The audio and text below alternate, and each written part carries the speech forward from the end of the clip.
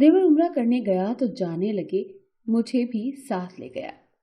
उम्रे से फारिग हुई तो उसका अरबी मालिक कहने लगा, भाभी चलें, आपको बुर्ज खलीफा की सैर करवाऊंगा।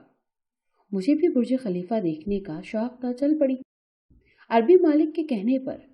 मगर उस रात मेरे होश उड़ गए जब बुर्ज खलीफा के कमरा नंबर 201 में, मुझे हमेशा से ही बुर्ज खलीफा देखने का शौक था, लेकिन मेरी शादी एक गरीब घर में हुई थी जहां बुर्ज खलीफा तो दूर, मैं मीनार पाकिस्तान देखने भी नहीं जा सकती थी। मैं अपनी गुर्बत से बहुत तंग थी और शौहर को हमेशा कहती कि वो ज्यादा पैसे कमाए, लेकिन शौहर पढ़ा लिखा नहीं था और ना ही उसके पास कोई अच्छी नौकरी थी। वो मेहनत मजदूरी करता जिससे हमारा पेट मुश्किल से ही भरता था। 1 साल के अंदर अंदर मैं अपने शौहर से उकता चुकी थी, क्योंकि मैं ऐसी जिंदगी नहीं गुजार सकती थी जहां मुश्किल से 2 वक्त का खाना मिले। ऊपर से जब शौहर शाम को मेहनत मजदूरी करके वापस आता तो पसीने से उसके कपड़े भीगे होते और मुझे उससे अजीब सी बू आती। मुझे अपना शौहर कभी भी दिल से करीब नहीं लगा। उसके उठने बैठने का कोई खास सलीका नहीं था। मैं उस वक्त को कोसती जब मेरी इस घर में शादी हुई थी। मैं अपने घर वालों से लड़ती झगड़ती कि किस जाहिल के साथ मुझे बांध दिया है। अपने आखिरी वक्त में अम्मा मुझे उस आदमी से बांध गई, वरना मैं तो अपने घर में अच्छी जिंदगी गुजार रही थी। पर फिर अचानक एक दिन मजदूरी करते वक्त शौहर बेहोश होकर गिर गया। डॉक्टरों का कहना था कि ज्यादा गर्मी की वजह से शौहर सह न पाया और उसे दिल का दौरा पड़ा और वो दुनिया छोड़ गया। ये खबर मेरे लिए बुरी थी। शौहर जैसा भी था एक अच्छा इंसान था।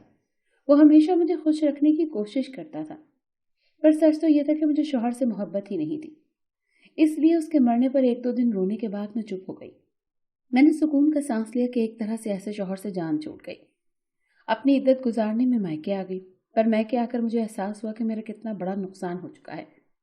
अम्मा अब्बा तो थे नहीं, भाभियां 4 दिनों में मुझसे उकता गई। मैं अपनी इद्दत में काम नहीं कर सकती थी, लेकिन भाभियों को मुझे पानी देना भी गवारा नहीं था। 10 दिन बाद ही भाभियों ने बड़बड़ाना शुरू कर दिया कि हमसे अपने बच्चे नहीं पाले जा रहे, अब इसको कैसे रखें, वो भी यहाँ सारी उम्र के लिए। दूसरी भाभी कहती है कि शौहर कुछ न कुछ छोड़कर मरा होगा, इसे जल्दी से वापस जाना चाहिए। अपनी भाभियों के मुंह से इस तरह की बातें सुनकर मैं साकित रह गई। समझ नहीं आता था कि क्या करूं। फिर इद्दत भी गुजारनी थी। ससुराल में कोई भी नहीं था और ना सास ससुर ना कोई नंद, इसीलिए मुझे मैके ही आना पड़ा। एक देवर था जो बाहर रहता था। 1 महीने के बाद ही भाइयों की नजरें भी बदल गईं। उन्हें भी मैं बोझ लगने लगी थी। अब मुझे अपने शौहर की कदर हुई थी। वो मुझसे बहुत मोहब्बत करता था, मुझे काम भी करने नहीं देता था। और फिर शौहर को याद कर कर के मैं खूब रोई। एक दिन भाभी ने बेबुनियाद बात को वजह बनाकर मुझे घर से निकाल दिया और मैं वापस अपने शौहर के घर आ गई। पर यह देखकर हैरान रह गई कि घर खाली नहीं था। घर में देवर मौजूद था। जाने वो कब वापस आया था मुझे कुछ मालूम नहीं। मैंने उसे बस अपनी शादी पर ही देखा था और उसके बाद न कभी बात हुई न कभी मुलाकात। देवर भी मुझे वहां देखकर हैरान हुआ और पूछने लगा कि भाभी सब खैरियत है ना। ये सुनते ही मैं रो पड़ी और देवर को सारी कहानी सुनाई। देवर ने कहा कि अब मैं आ गया हूं, आप फिक्र न करें, आराम और सुकून से यहाँ रहें। देवर को देखकर मुझे हैरत होती थी कि शौहर से बिल्कुल अलग था। वो पढ़ा लिखा और उसकी शख्सियत में अजीब सा रूप था। देवर दुबई रहता था, इसीलिए मैं उसे कभी मिल ना पाई। देवर शाम को जाकर सारा राशन ले आया। वो सुबह चला जाता और शाम को वापस आता। उसके बात करने का अंदाज बहुत अच्छा था और बाकी मर्दों से काफी अलग था। मैंने 10 दिन बहुत सुकून से गुजारे। उसके बाद देवर ने कहा कि भाभी मैंने उम्रा करने जाना है। भाई ने बताया था कि आपको बुर्ज खलीफा देखने का शौक है, आप साथ चलेंगी। देवर के मुंह से बुर्ज खलीफा को सुनकर मैं हैरान रह गई। मेरे हैरान होने पर देवर ने कहा कि भाई अक्सर मुझसे फोन पर बात करते और आपका जिक्र करता थे और यही कहता था कि मैं पैसे इकट्ठे कर रहा हूं ताकि तुम्हारी भाभी को बुर्ज खलीफा दिखा सकूं। ये बात सुनकर मेरी आंखों में आंसू आ गए। शौहर वाकई मुझसे बहुत मोहब्बत करता था, ये अब मुझे एहसास हुआ था। पर अभी गुजरा वक्त वापस नहीं आ सकता था, इसीलिए पछताने का फायदा नहीं था। बल्कि मैं तो खुश हो गई थी कि चलो मुझे बुर्ज खलीफा देखने का मौका तो मिला, और फिर वो भी देवर जैसे आदमी के साथ जिसकी शख्सियत मेरे दिल को छू गई थी। मैंने हमेशा अपने लिए ऐसे ही शौहर का ख्वाब देखा था, पर मेरे नसीब में कुछ और ही था। पर अब मैं वक्त ज़ाया नहीं करना चाहती थी, इसीलिए 1 महीने बाद ही देवर के साथ सऊदी आ गई। देवर ने वहां उम्रा किया और फिर वहां से देवर मुझे बुर्ज खलीफा दिखाने ले गया। मैं बहुत खुश थी, सब कुछ भूल गई थी। یہ بھی کہ میرے شوہر کے 2 ماہ پہلے وفات ہوئی تھی۔ میں ہواؤں میں اڑ رہی تھی۔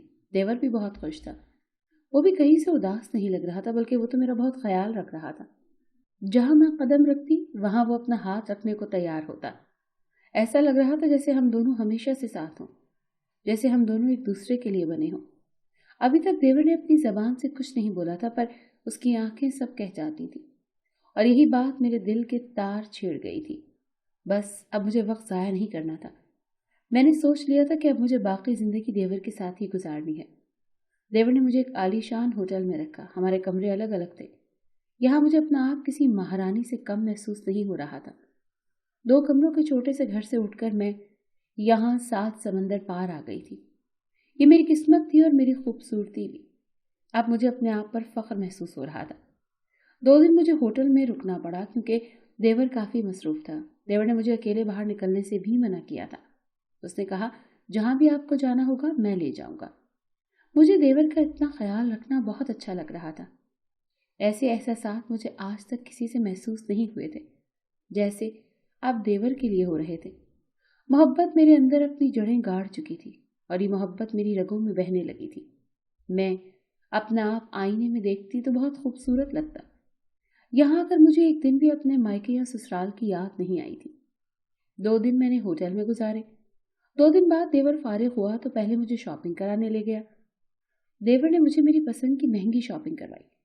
رات کے اس پہر اپنے من پسند شخص کے ساتھ باہر گھومنا بہت اچھا لگ رہا تھا۔ اگلے دن ہم نے برج خلیفہ جانا تھا۔ دیور نے مجھے کہا کہ کل اچھے سے تیار ہو جانا، کل آپ کو آپ کی فیورٹ جگہ پر لے جاؤں گا۔ میں بہت خوش تھی، بہت پرجوش تھی۔ رات مشکل سے کٹی اور پھر اگلے دن میں صبح سے ہی خود کو تیار کرنے میں مصروف ہو گئی۔ شام کو ہم نے برج خلیفہ جانا تھا۔ وقت تیزی سے گزرنے لگا۔ میں دل لگا کر تیار ہوئی اور جب خود کو دیکھا تو حیران رہ گئی۔ میں واقعی بہت حسین لگ رہی تھی۔ اتنے مہنگے کپڑے پہن کر میرا روپ مزید نکھر آیا تھا۔ دراصل دیور یہاں کام بھی کرتا تھا۔ آج اس کے آفس کی طرف سے کوئی فنکشن بھی تھا، اسی لیے میں تیار ہوئی تھی۔ جانے کا وقت ہو گیا تھا۔ دیور جب مجھے بلانے آیا تو ساکت رہ گیا۔ میرے دل کی دھڑکنیں بھی بڑھ گئی تھیں۔ دیور کی آنکھوں میں حیرت اور ستائش تھی۔ مجھے اندازہ نہیں تھا کہ آپ اتنی خوبصورت ہیں۔ دیور کے لبوں سے بے ساختہ بسلا تھا۔ مجھے بھی نہیں پتا تھا۔ میں ہولے سے مسکرائی اور پھر فوراً ہی دیور کے تاثرات بدلے اور تیزی سے بولا جلدی چلیں، ہم لیٹ ہو گئے ہیں۔ مجھے دیور کا یوں اچانک اجنبی بننا عجیب سا لگا تھا۔ پورے راستے وہ خاموش رہا۔ اس نے دوبارہ میری طرف نظر اٹھا کر بھی نہیں دیکھا۔ دیور کے رویے نے مجھے الجھا دیا تھا۔ کچھ دیر پہلے جو جذبات میں نے دیور کی آنکھوں میں دیکھے تھے وہ اب غائب تھے۔ میرا دل مرجھا گیا تھا اور پھر دیور مجھے برج خلیفہ لے گیا، جسے دیکھ کر میری خوشی کی کوئی انتہا نہ رہی۔ میں بچوں کی طرح چہچہانے لگی۔ دیور میری طرف چھپ چھپ کر دیکھ رہا تھا، پر جیسے ہی میں دیکھتی تو نظریں چرا لیتا۔ برج کے اندر ہی دیور کے آفس کا کوئی فنکشن تھا۔ دیور مجھے لے کر اندر گیا۔ دیور کا مالک عربی تھا جس کے ساتھ دیور کام کرتا تھا۔ یہاں بہت عالی شان فنکشن چل رہا تھا۔ میں تو لوگوں کو دیکھ کر حیران رہ گئی تھی۔ میں کبھی ایسی جگہ پر نہیں گئی تھی، اسی لیے مجھے گھبراہٹ محسوس ہونے لگی تھی۔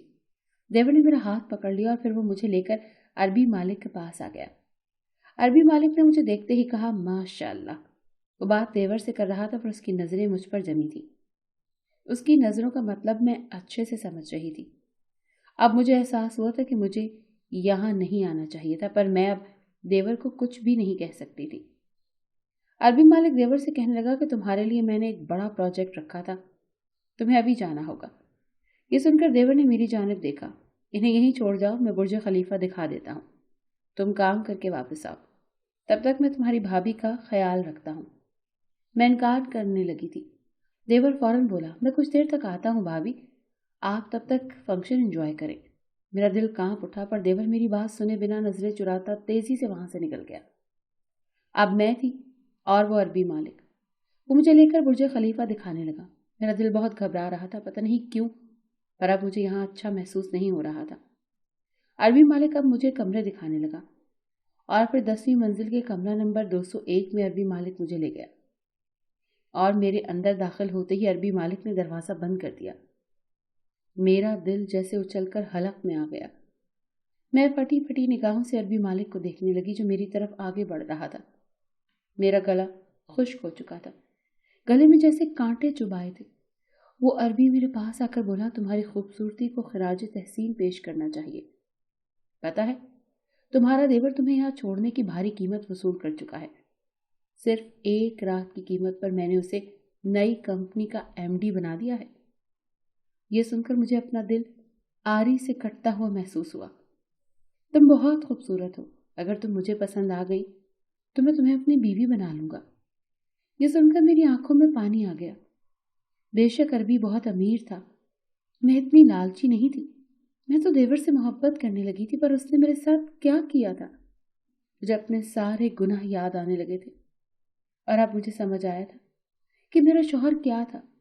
उसके साथ मेरी इज्जत महफूज थी, वो मेरा मुहाफिज था, मेरा रखवाला था।